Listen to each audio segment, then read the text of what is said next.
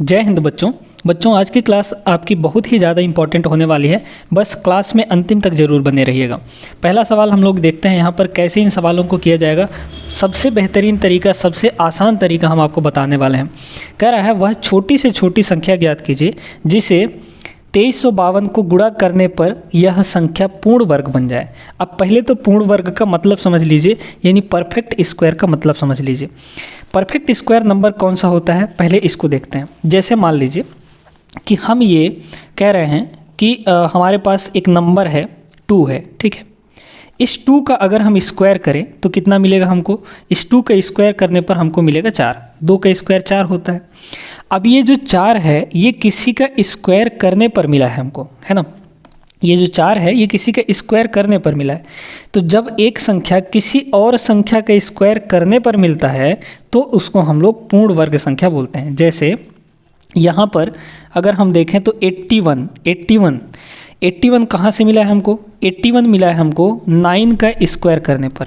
9 का स्क्वायर करने पर 81 मिला है, यानी कि जो 81 है वो किसी का स्क्वायर करने पर मिला है। तो यह एक पूर्ण वर्ग संख्या होगी, यानी परफेक्ट स्क्वायर नंबर होगा।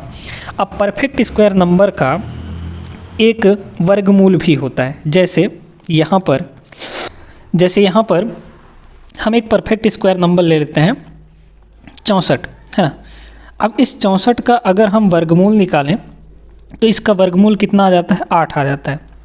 लेकिन अगर एक अपूर्ण वर्ग संख्या लें, जैसे कि मान लीजिए कि हम यहाँ पर 30 ले रहे हैं, √30, तो इसका जब वर्गमूल निकालेंगे तो इसका कोई वर्गमूल निकल कर नहीं आएगा, यानी पूर्णांक में कोई भी वर्गमूल निकल कर नहीं आएगा। तो जब हम एक पूर्ण वर्ग संख्या का वर्गमूल निकालते हैं तो एक परफेक्ट मतलब कि एक इंटीजर वैल्यू निकल कर आती है, एक पूर्णांक संख्या निकल कर आती है, एक पूरा अंक निकल कर आता है ना। समझ में आ गया होगा अब आपको। अब यहाँ पर इस सवाल में आते हैं। इस सवाल में आपसे कह रहा है कि भाई हमारे पास एक नंबर है 2352, इसमें कौन सा संख्या गुणा कर दें कि यह पूर्ण वर्ग बन जाए, यानी कि परफेक्ट स्क्वायर बन जाए। कैसे करते हैं, ध्यान से सुनिए। इस 2352 का जो नंबर दिया गया है उसका पहले फैक्टर कर लेते हैं। इस 2352 का हम लोग क्या करते हैं? फैक्टर करते हैं। चलिए फैक्टर इस साइड कर देते हैं। किसका? 2352, है ना। 2352 इसका कर देते हैं अपन लोग फैक्टर। फैक्टर करेंगे तो सबसे पहले क्या आएगा? देखिए तो 2 से कटेगा, ये 2 से कटेगा, नहीं तो 4 से काट दीजिए ना, ज़्यादा आसान है। 4 से काट दीजिए, कोई दिक्कत नहीं है। 4 पंचे हो जाएगा 20, फिर इसके बाद 3 बचा तो 35 हो गया। तो यहाँ पर 4 अट्ठे 32, फिर बचा 3 तो 32 हो गया। 4 अट्ठे 32, ये हो गया इतना। फिर 4 से इसको डिवाइड कर दीजिए, ठीक ना। 4 से इसको डिवाइड करेंगे तो क्या हो जाएगा? यहाँ पर देखिए 4 एकम 4 बचा 1 तो 18 हो गया। 4 चौक 16 बचा 2 तो 28 हो गया। 4 सत्ते 28 हो गया ये, ठीक है। अब यहाँ पर 147 जो है ये 3 से कटेगा आपका, है ना। 3 से काट दीजिए इसको तो कितना हो जाएगा? 3 चौक 12 बचा 2 तो 27 हो गया। 3 9 27। अब ये 49 जो है 7 से कटेगा। 7 बार में 7 सत्ते 49 होता है। और ये 7 आपका किससे कट जाएगा? 1 से कट जाएगा, है ना। एक बार में ये कट जाएगा, ठीक है। यहाँ तक समझ में आ गया होगा कि ये फैक्टर करना है, ये आप लोग जानते होंगे। अब यहाँ पर अगर इसको परफेक्ट स्क्वायर बनाना है बच्चों, यहाँ पर इसको परफेक्ट स्क्वायर बनाना है तो देखिए अगर हम यहाँ पर इसके फैक्टर लिखते हैं तो फैक्टर क्या क्या हो जाएंगे? 4 × 4 इंटू दोनों 7 ले लीजिए, 7 × 7 और एक यहाँ पर 3 है। अब आप जानते होंगे कि स्क्वायर रूट के बाद देखिए परफेक्ट स्क्वायर तभी बनेगा जब सारा का सारा बाहर निकल जाएगा, है ना। यानी स्क्वायर रूट के अंदर कुछ नहीं बचेगा। पेयर होके बाहर निकलता है तो 4 और 4 का पेयर, एक तो 4 बाहर आ गया। 7 का पेयर मतलब जोड़ा, एक 7 बाहर आ गया। लेकिन ये 3 का कोई पेयर नहीं मिल पा रहा है ना। कोई भी पेयर नहीं मिल पा रहा है। मतलब कि अगर हमको यहाँ पर एक तो 3 और मिल जाता तो ये पूरा बाहर निकल जाता, यानी एक परफेक्ट स्क्वायर बन जाता। तो जब हम 2352 में 3 का मल्टीप्लाई कर दें तो यहाँ पर 3 का मल्टीप्लाई हो गया तो ये बन जाएगा पेयर और निकल जाएगा बाहर और बन गया हमारा एक परफेक्ट स्क्वायर नंबर। समझ में आ गई बात। तो यहाँ पर सबसे छोटी जिसका भी पेयर नहीं मिल रहा है वही संख्या आपको मल्टीप्लाई करनी पड़ेगी, यानी गुणा करने पड़ेगा। तो आपका आंसर यहाँ पर क्या हो जाएगा, 3 हो जाएगा। यानी 3 है वह छोटी से छोटी संख्या जिसको मल्टीप्लाई करने पर यह एक परफेक्ट स्क्वायर नंबर बन जाएगा। ऑप्शन नंबर बी आपका, बी यहाँ पर करेक्ट आंसर बन जाएगा। ठीक है, भाग वाला भी बताएंगे, ये अभी गुणा वाला था कि कौन सी संख्या गुणा करने पर परफेक्ट स्क्वायर बने। अभी सवाल आएंगे जिसमें आपको पूछेगा कौन सी संख्या भाग देने पर यह पूर्ण संख्या बनेगी, है ना, पूर्ण वर्ग संख्या बनेगी। चलिए ये तो समझ में आ गया होगा। आगे चलिए अगले सवाल पे। चलिए अब देखिए यहाँ पर क्या है, अब भाग देने पर बोला है ना, तो वैसे ही करना है। भाग और गुणा वाले का तरीका वही है, बस लास्ट में थोड़ा सा है। यहाँ पर देखिए क्या है, सबसे पहले तो 26,908 का कर लेते हैं हम लोग फैक्टर। ठीक है, करिए फैक्टर। यहाँ पर कितना हो जाएगा फैक्टर करेंगे तो देखिएगा, ये आ जाएगा आपका, पहले तो 4 से काटेंगे हम लोग क्योंकि लास्ट में 0 8 है तो 4 से कट जाएगा, है ना। तो यहाँ पर 4 से इसको काटिए, कितना हो जाएगा, 4 छंग 24 बचा 2 तो 29 हो गया, 4 सत्ते 28 बचा 1 तो 10 हो गया, 4 दूना 8 फिर बचा 2 तो ये 28 हो गया, 4 सत्ते 28। ठीक है, इतना हो जाएगा। 14 14 14 और 8 22, ये तो किससे कटेगा आपका, 7 से कटेगा क्या। चलिए 7 से काट देते हैं, या फिर 3 से तो नहीं कटेगा, 3 से नहीं कटेगा। क्यों नहीं कटेगा, क्योंकि सभी को अगर जोड़ेंगे तो 22 आ जाएगा, है ना, और 22 3 से नहीं कटता है। तो 7 से काट के एक बार देखते हैं, 7 से हम लोग काट के देखते हैं यहाँ पर, तो कितना हो जाएगा, 7 8 56, 7 9 63, 7 9 63 बचा 4 तो 42 हो गया, 7 छंग 42 और 7 एकम 7। ठीक है, कट गया, बिल्कुल कट गया। फिर ये किससे कट जाएगा, ये आपका फिर 7 से अगर काटें हम लोग इसको तो 7 से क्या कट जाएगा, देख लीजिए। 7 से काटें तो 7 एकम 7 बचा 2 तो 26 हो गया, 7 त्रिक 21, 7 त्रिक 21 तो बचा आपका कितना, 26 माइनस 21 5 51 हो गया। नहीं कटेगा, 7 से अब नहीं कटेगा, 7 से यहाँ पर ये नहीं कटने वाला है। तो किससे हो जाएगा, ये जो है ये तो 7 से कटेगा नहीं। अब यहाँ पर अगर आप लोग को ये कुछ ऐसा दिख रहा हो कि ये स्क्वायर टाइप का है तो ये बच्चों 31 से कट जाता है ना, इधर किसी भी नंबर से नहीं कटेगा, ये सीधे सीधे आपका 31 से कटेगा, 31 से कैंसिल आउट होगा। तो 31 तियाँ कितना हो जाता है, 93, 31 तियाँ 93, तो यहाँ पर 3 बचा, फिर 31 हो गया, 31 एकम 31 ये हो जाएगा, और फिर ये 31 से कट जाएगा तो 31 एकम 31 ये हो गया। अब यहाँ पर इसको कौन सी संख्या से भाग देने पर ये पूर्ण वर्ग बनेगा, तो देखिएगा हमारे पास क्या है, 26,908 है। हम आपको बहुत आसान तरीका बता रहे हैं ये, है ना। इसमें किससे भाग करना है, किस नंबर से भाग कर दें कि ये पूर्ण वर्ग बन जाए। अच्छा, इसको फैक्टर करने पर आया कितना है, आया है यहाँ पर 4 × 7 × 31 × 31, है ना। अब आप कहेंगे कि 2 नंबर का पेयर नहीं बन रहा है, लेकिन ऐसा नहीं है बिल्कुल भी। यहाँ पर देखिए 4 का तो वर्गमूल होता है, इसको 2 × 2 लिख सकते हैं ना, तो पेयर तो बन गया 2 का। 4 का वर्गमूल कितना आ जाएगा, 2 आ जाएगा, और 31 2 बार है तो इसका भी पेयर एक बाहर आ जाएगा, यानी 31 आ जाएगा। बस यही 7 नहीं आ पाएगा क्योंकि 7 का कोई पेयर नहीं है। अगर इस 7 को हम हटा दें, या तो हटा सकते हैं या इसका एक पेयर ला सकते हैं। हटाएंगे कैसे, इसमें 7 डिवाइड करके, है ना, इसमें 7 डिवाइड कर देंगे तो ये हट जाएगा, वही तो बात है। फिर सारे के सारे बाहर आ जाएंगे, या फिर 7 का मल्टीप्लाई भी कर सकते हैं, लेकिन इसमें मल्टीप्लाई करने के लिए तो बोला नहीं है। तो ये जो 7 है, तो ऐसा समझ लीजिए जिसका पेयर नहीं बनेगा उसी को भाग देना है, ठीक है, या फिर जिसका पेयर नहीं बनेगा उसी को मल्टीप्लाई भी करना है। समझ में आ गया, वही संख्या मल्टीप्लाई भी होगी। तो 7 का पेयर यहाँ पर नहीं बन पा रहा है, तो 7 से ही हम लोग इसमें डिवाइड करेंगे। डी ऑप्शन आपका यहाँ पर करेक्ट हो जाएगा। ठीक है, इस तरह के सवाल आपके 8वीं के पेपर में भी दिए गए हैं, मतलब किताब में भी दिए गए हैं, तो उसके लिए भी महत्वपूर्ण है। उम्मीद करते हैं आप लोग सीख गए होंगे। भाग करने पर और गुणा करने पर यहाँ पर आपको ऐसे फैक्टर कर लेना है, जिसका पेयर नहीं बन पाएगा उसी संख्या को मल्टीप्लाई या उसी संख्या को हम लोग भाग करते हैं। समझ में आ गया होगा। आगे चलिए देखते हैं अगला सवाल। चलिए देखिएगा, ये एक सवाल है बच्चों, बहुत ही शानदार सवाल है। कैसे किया जाएगा ज़रा बताते हैं, यहाँ पर सुनिएगा। यहाँ पर पहले तो इसके अंदर का जो फ्रैक्शन है इसको सॉल्व करेंगे। अब एक बात बताइए, अगर हम ऐसे लिख दें 1 + 5/5 7 लिख दे। तो इसको कैसे सॉल्व करते हैं, 7 का इधर गुणा करेंगे 1 के साथ, तो 7 एकम 7 हो जाएगा, प्लस लगा है तो प्लस ऊपर वाला जोड़ देंगे, तो 7 एकम 7 प्लस 5 यानी कि ये हो जाएगा 12/7। ऐसे ही तो सॉल्व करते हैं। इसी तरीके से इसमें भी आपको करना है।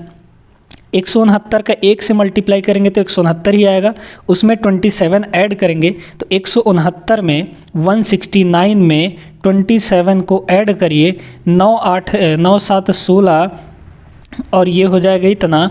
यहाँ पर ये कितना आ जाएगा, ये कितना आ जाएगा 6 1 7 7 2 9 है ना, और यहाँ पे 196 आ जाएगा, यानी ऊपर कितना होगा 196 हो जाएगा और नीचे तो डिवाइड में वही रहेगा यानी 169 ही रहेगा। इसका पूरे का लगा है वर्गमूल, तो लगा दीजिए वर्गमूल यानी स्क्वायर रूट। इधर है 1 + x/13। अब बहुत आसान हो गया। अब देखिए यहाँ पर इस पूरे के रूट का मतलब है डिनोमिनेटर का भी रूट और न्यूमरेटर का भी रूट। तो 196 का रूट कितना होता है, सीधे सीधे आप लिखेंगे 14।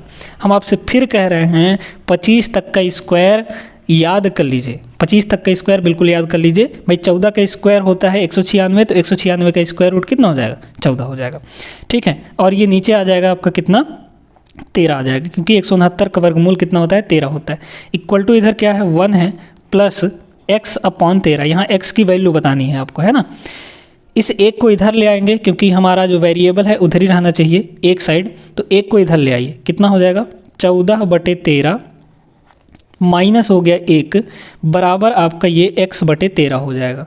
ठीक है, अब इसको करेंगे। अब इसको कैसे करते हैं, 13 के इधर मल्टीप्लाई होगा 1 से, तो ऊपर हो जाएगा 14 माइनस 13 एकम 13, ऐसे ही तो करते हैं, और अपॉन में कितना हो जाएगा 13।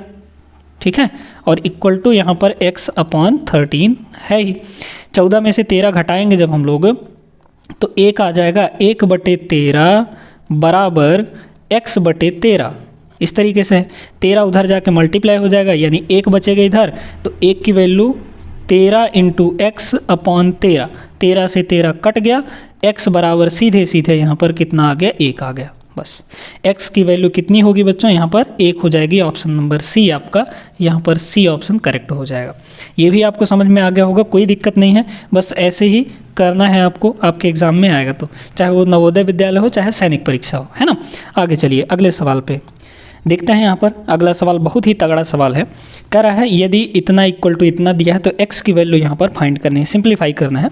चलिए ध्यान से समझिएगा, यहाँ पे 144 है, ठीक है, ऊपर है 144 डिवाइड में 256 का रूट लगा है। अब बताइए 256 का रूट कैसे मिलेगा, हमको पता होता तो याद होता तो यहाँ पर लिख देते हैं ना। क्या होता है 256 का रूट 16 होता है बच्चों, है ना, क्योंकि 16 का स्क्वायर 256 आता है। तो 1 से 25 तक बिल्कुल याद कर लीजिए, है ना। इनटू यहाँ पर क्या है 484 है। अब 484 का वर्गमूल कितना होता है ना, तो 484 का रूट लगा है तो ये हो जाता है आपका 22। ठीक है, और अपॉन में यहाँ पर कितना है 44, तो 44 लिख दिए, इनटू यहाँ पर। अच्छा, अब इसका निकालने का तरीका बताते हैं। क्या है आपके पास 20-25 है, 20-25 है, तो जब भी लास्ट में 25 दिख जाए ना तो बहुत आसान होता है स्क्वायर रूट निकालना।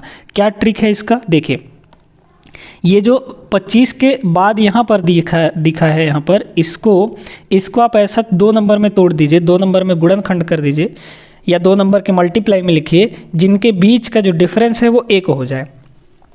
वैसे तो हम 20 को 10 × 2 भी लिख सकते हैं, लेकिन उनके बीच अंतर क्या 1 आएगा, नहीं आएगा ना। तो इसको हम लोग लिखेंगे 4 × 5। क्या लिख सकते हैं, 4 × 5 लिख सकते हैं। इनके बीच में जो डिफरेंस है, गैप 1 का है कि नहीं। 5 में से 4 घटाएंगे 1 आएगा।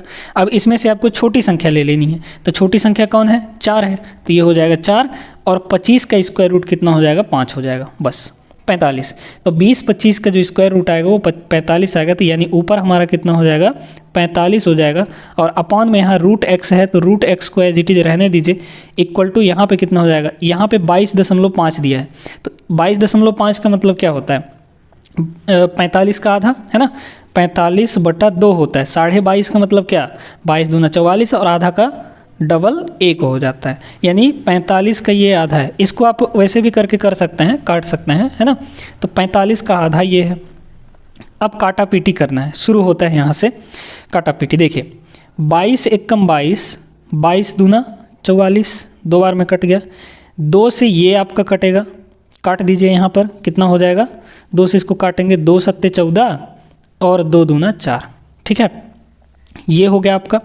अच्छा फिर ये दोनों 8 से कट जाएंगे, है ना, 8 दूना 16 और 8 नहीं हो 72, कट गया इतना, ठीक है।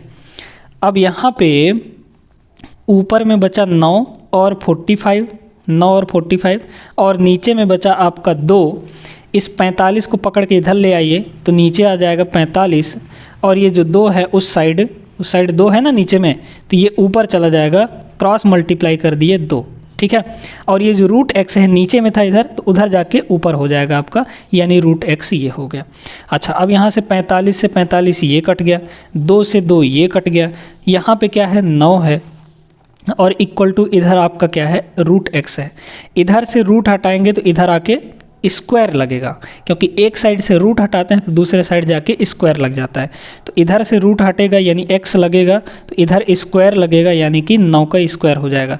9 का स्क्वायर जानते हैं कि नहीं, 81 होता है ना, 9 का स्क्वायर, 9 गुणे 9, 9 नहीं हो 81, तो 81 सवाल का सही जवाब होगा। देखिए कितना आसान तरीका हम आपको बताएं, बस आपको 1 से लेकर 25 तक का स्क्वायर रूट याद रखना है, ठीक है ना बच्चों। चलिए आगे चलते हैं अगले सवाल पे। अब ऐसा सवाल जो है वो हम पिछले वीडियोस में भी करवा चुके हैं, यहाँ पे भी करवा देते हैं। कह रहा है 63 स्क्वायर और 64 स्क्वायर के बीच में कितनी संख्याएं होंगी, कितनी प्राकृत संख्याएं होंगी। एक बात बताइए, छोटा सा एग्जाम्पल लेके हम देखते हैं कि यहाँ पर 5 और 10 के बीच में, इन दोनों के बीच में कितनी संख्याएं होंगी। 5 और 10 के बीच में आप कहेंगे 5 संख्याएं होंगी, लेकिन गलत है। एक बात बताइए, 5 और 6 के बीच में कौन कौन सी संख्या आएंगी। 6 आएगा, 7 आएगा, 8 आएगा और 9 आएगा, यही 4 संख्याएं तो आएंगी।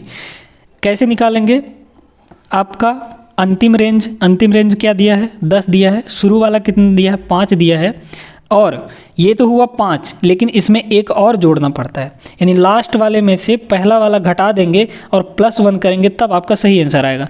बीच में जब बोले कि बीच में कितनी संख्याएं होंगी, तो इस तरीके से निकालेंगे हम लोग, +1 आपको करना ही पड़ेगा। अच्छा सॉरी -1 है ना, यहाँ पे -1 आपको करना ही पड़ेगा, ठीक है, घटा देंगे तो ये कितना आ जाएगा, ये 10 - 5 हुआ 5, 5 में से 1 घटाएंगे, ये आ जाएगा 4 आपका। तो बीच में जब पूछे मध्य में, तो आपको क्या करना है, अंतिम में से शुरू को घटाइए और उसमें 1 और कम कर दीजिए, तो आपका आंसर आ जाएगा, है ना। चलिए फिलहाल वही तरीका यहाँ पे भी लगाते हैं। 63 का स्क्वायर है और आपके पास 64 का स्क्वायर है। ये शुरू वाली संख्या हुई 63 का स्क्वायर, ये बाद वाली संख्या हुई क्योंकि ये ज़्यादा आएगा। इनके बीच प्राकृत संख्याएं निकालनी है, कितनी संख्याएं होंगी ये निकालना है। कैसे करेंगे, अंतिम वाले को लीजिए, अंतिम वाला नंबर हमारा क्या है 64 का स्क्वायर, फिर यहाँ पर शुरू वाला नंबर क्या है 63 का स्क्वायर, और इसमें एक और घटाना है यानी -1, ठीक है। चलिए अब यहाँ पर इसको सॉल्व करना है। अब इसको सॉल्व करने का तरीका हम बताते हैं। 64 का स्क्वायर 63 का स्क्वायर आपको निकालना नहीं है ना। जब भी ये फॉर्मेट दिखे कि a² - b², कहीं पर भी आपको दिख रहा है पहले संख्या का स्क्वायर माइनस दूसरे संख्या का स्क्वायर, तो उसके लिए एक फार्मूला होता है a² - b², ये कितना हो जाता है, एक बार तो इन दोनों का प्लस और एक बार इन दोनों का माइनस, ठीक है, मल्टीप्लाई कर दीजिए। तो एक बार इन दोनों का प्लस, एक बार इन दोनों का प्लस का मतलब 64 और 63 का प्लस, एक वो किनारे है अपना, है ना, उससे कोई लेना देना अभी नहीं है, और एक बार इन्हीं दोनों का माइनस, यानी कि 64 माइनस 63, ठीक है। इधर -1 है तो इसको -1 को रहने दीजिए। अब यहाँ पर इसको जोड़ेंगे हम तो कितना आ जाएगा 127, है ना, 4 3 7 6 6 12, 127, और यहाँ पे 64 में से 63 घटाएंगे तो 1 आएगा इंटू में, माइनस यहाँ पर 1 है, 127 से कम 127 -1 कितना हो जाएगा 126 हो जाएगा। बस ये आपका आंसर हो गया, कुछ करने की ज़रूरत नहीं है, ना तो आपको 64 का स्क्वायर निकालना, ना ही 63 का स्क्वायर निकालना। बस ये फॉर्मूला अगर याद है तो इस टाइप के सवाल आपके आराम से बन जाएंगे, जो कि ऑप्शन नंबर बी में है आपका करेक्ट आंसर। समझ में आ गया बच्चों, आई होप क्लियर हुआ होगा। आज का क्लास आपको कैसा लगा कमेंट करके ज़रूर बताइएगा। अगर आपकी कुछ डाउट होती हैं तो वो भी कमेंट कर दीजिएगा, हम अपने अगले वीडियो में सॉल्व करने की कोशिश ज़रूर करेंगे। आगे मिलते हैं अगले क्लास में, तब तक के लिए आप लोग सभी पढ़ाई लिखाई अच्छे से करते रहिएगा, ताकि आपका सिलेक्शन या तो जवाहर नवोदय विद्यालय में या फिर सैनिक स्कूल में हो जाए पक्का, ठीक है। चलिए मिलते हैं अगले क्लास में, तब तक के लिए जय हिंद।